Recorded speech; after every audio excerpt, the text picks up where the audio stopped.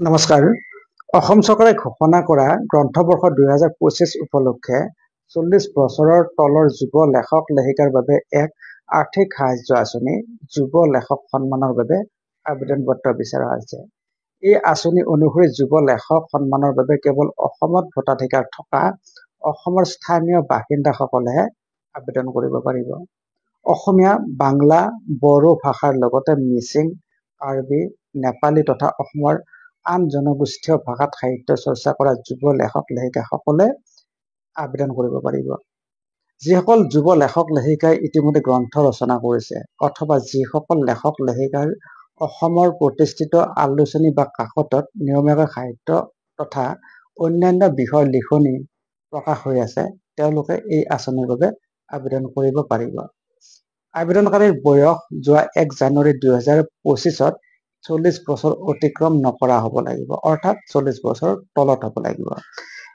এই যুৱ লেখক সন্মান আঁচনিৰ ভৱিষ্যতে অসমৰ মুঠ 1000 গৰাকীক 25,000 টকা প্ৰদান কৰা হ'ব। যুৱ লেখক সন্মানৰ বাবে আবেদন কৰিব বিচৰাসকলে অসম প্ৰকাশন পৰিষদৰ ৱেবছাইট www.publicationboardassam.com স্ক্ৰীনত দেখিছে, তাত যিখন প্ৰমাণপত্ৰ থাকিব সেই প্ৰমাণপত্ৰখন পূৰণ কৰি ছাবমিট বুটামটোত ক্লিক কৰিব লাগিব।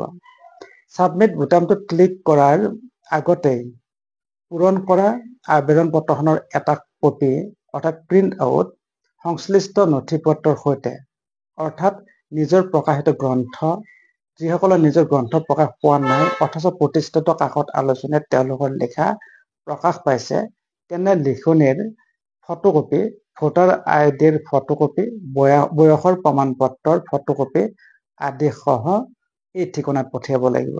যুৱ লেখক সন্মান, অসম প্ৰকাশন পৰিষদ, বামুণী মৈদাম, গুৱাহাটী 21 এই ঠিকনাত পঠিয়াই দিব লাগিব। 40 বছৰৰ অনূৰ্ধ্ব অৰ্থাৎ তলৰ লেখক লেখিকাই আবেদন কৰাৰ বাবে পোনপটীয়াকৈ 2টা পদক্ষেপ ল'ব পাৰে। ইতিমধ্যে গম পাইছে। 1 নম্বৰ, www.publicationboardassam.com থকা আবেদন পত্ৰ পূৰণ কৰি ছাবমিট বুটামটোত ক্লিক কৰিব লাগিব।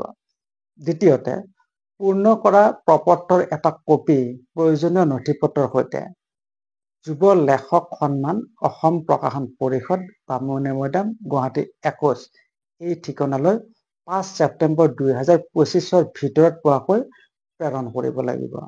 নতুবা অসম প্ৰকাশন পৰিষদৰ কাৰ্যালয়ত পোনে পোনেও লেখাবোৰ জমা দিব পাৰিব।